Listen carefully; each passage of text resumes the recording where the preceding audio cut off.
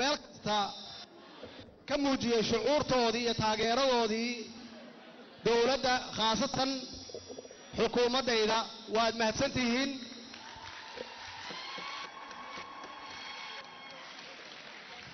gobonnimo iyo xornimo laguma helo free ma aha xornimo waxaa loo soo baxshay dhidid iyo dhaqaaleba waxaan halkan ku joogno free ma aha marka waxaad muujiseen midnimo iyo qaranimo iyo Soomaali u gaari karaa xaqiiqda dowladnimo buuxda annagu dowlad buuxda manihin hadda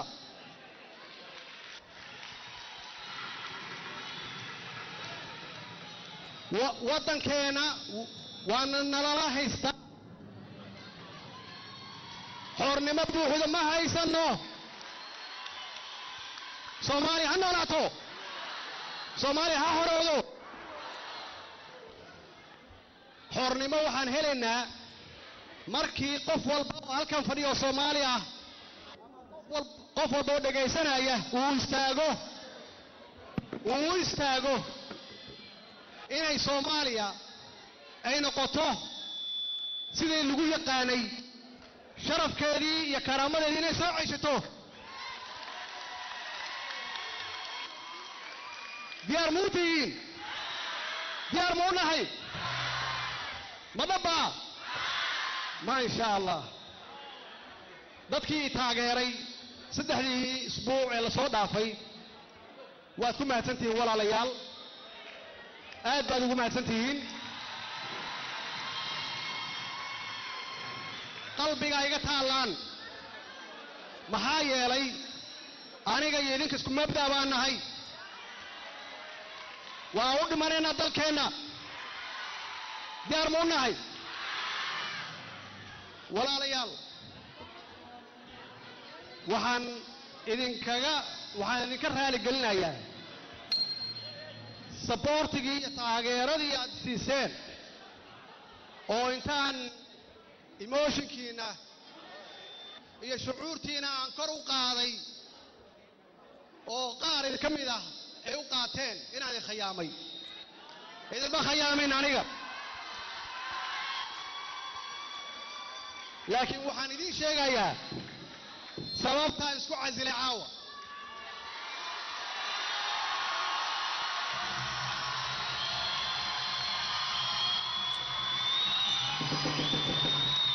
Soomaaliya ha noolaato Soomaaliya ha midoodo dartiinaan isku casilay dartiin waxaan isku casilay dartiin aan idiin sheego Soomaaliya waxay soo martay marxalado kala duwan xarbu ahalka ama dagaalka sokeeye ma bilaaban 91dii waxay bilaabatay dagaalkii Itoobiya marka laga soo noqday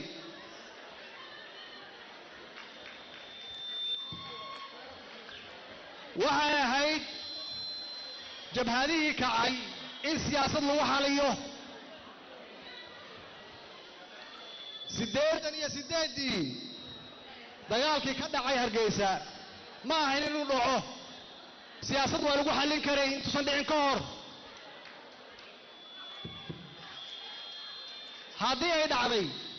bal ka warrama haddii xukunkii uu tanaasuli lahaa Soomaaliya ma gasheen xarbu ahal laakiin wax walba waa qadar Allah way wax walba qadar Allah 91dii markii xukunkii u dhacay oo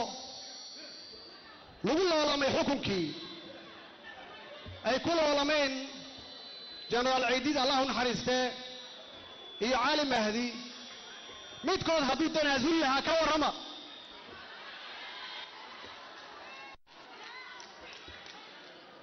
waxaa yimid Operation Restore Hope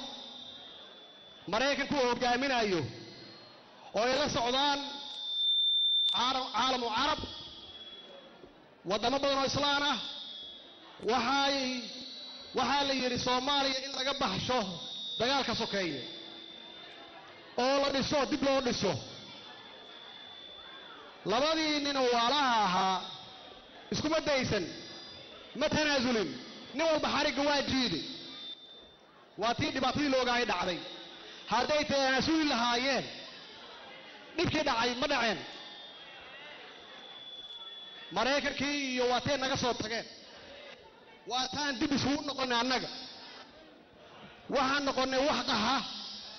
wax isdila wax badda cunto wax qaxooti halka ku yimaada oo caruurtooda xabsiyo galaan laakiin haddii tanaasul uu imaan lahaa maalintaas Soomaaliya wax badan baa ka badbaadi lahaa ma dhicin 14 sano ka bacdi 14 sano ka bacdi waxa wadanka soo galay al-qaacida iyo shabaab waxaase ka daba yimid oo ceersanaya amisom nalooguma imaanin in la badbaadiyo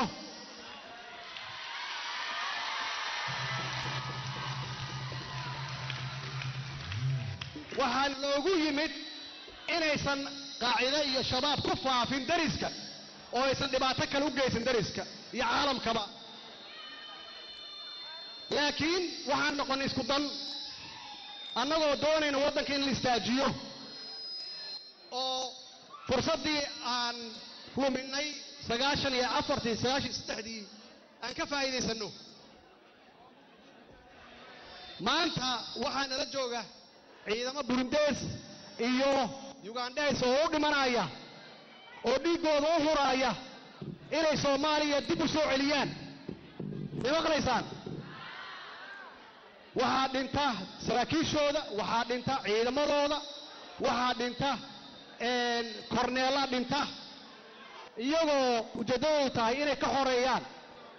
cadowgana haystaa shabaab iyo al-qaacida dalka ka xoreeyaan laakiin annagu inaan ka faa'iidaysanno weeye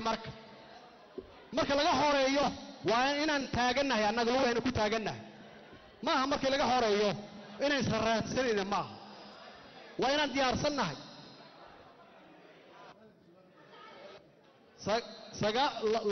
labadii kun TNG markay timid madaxweynihii markaas la doortay iyo prime ministerkii khilaaf baa bilowday khilaaf hadduusan dhici lahayn TFG ma timaadeen xukunkan ma imaadeen khilaaf baa yimid waa lagu kala tegay shirweynaa loo qabta haddana shirweynihii wuxuu dhalay TFG-da TFG waxay bilaabeen khilaafkoodii meeshii bay ka wadeen lisma tanaasulin waxay soo gaartay ilaa Djibouti isugu tago oo 275 xildhibaan lagu daro 275 kale oo laga dhigo 550 si loo helo xal waxaa lagu soo doortay Sheekh Shariif khilaafkii haddana waa bilowday waa jiitamay ilaa aan anigu imid waxaan ku soo jirnay 10 sano oo khilaaf ah dowladdii TNG-da TFG-da hadda marka fursaddaan haysanno adduunkii in wax nalala qabtaa la rabaa markii la yidhi inkastoo aan wax qabannay oo aan shaqeynay waxaa la yidhi si xal loo helo khilaafka taagan waa inuu ra'iisul wasaaruhu baxo waxaan oran karay maya bixi maayo si dhibaatada u socoto waxaan yidhi anigu meeshaan xukun uma imaanin haddii anigu aan problemka ahay waa ka bixi karaa dhibaata ma jirto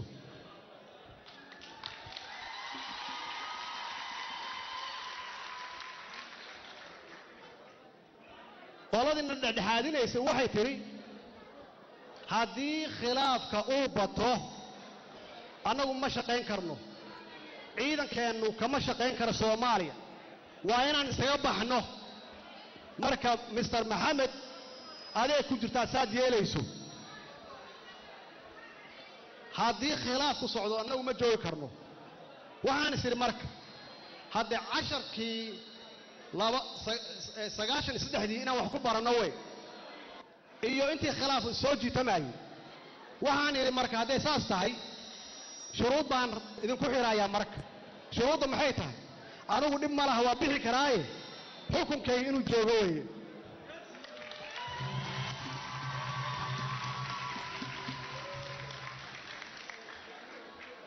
dib ma laha anigu xukun uma iman wixii aan qaban karnay qabanay laakiin inay wixii socdaan yaa la doonayaa waa in kubadda cagta waa fiirsan Soomaa kabtanka hadii uu dhaawacmo kabtan kala soo baxa Soomaa duwaha duu ka ciyaaraan noobaha noobu ka ciyaaraa Soomaa aniga marka waa dhaawacmay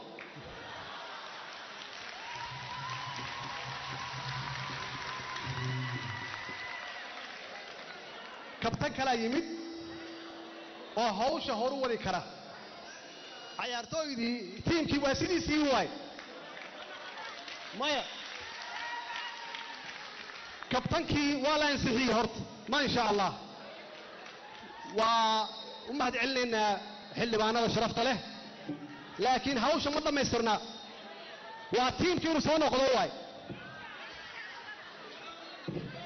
tiimka markuu soo noqdo markaas waxaan leenahay hawshu waa soconaysaa halganku waa soconaya taageeradana waa la jibaarmaysaa Soomaa ballanta laga qaado taasay ahayd waana sugaynaa hadda in tiimkii loogu magacaabi jiray xukuumadda tayo inay soo noqoto annagana aan taageerno Soomaaha dawlad fiican weeye markaan taageerno waxay dhalaysaa dawlad ka si fiican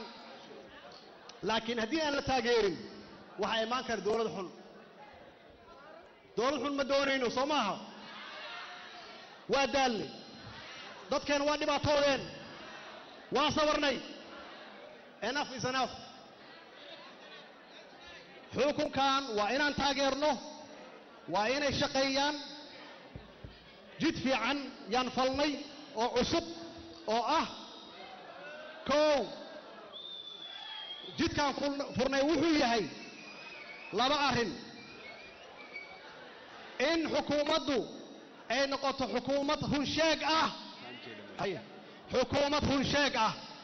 iyo xukuumad aamin ah oo wixii loo dhiibay sidii loogu dhiibay dadka ugu qaybinaysa mi garateen waa xukuumaddii aan bilownay waxaan rajaynayaa inay xukuumadda saas ku socoto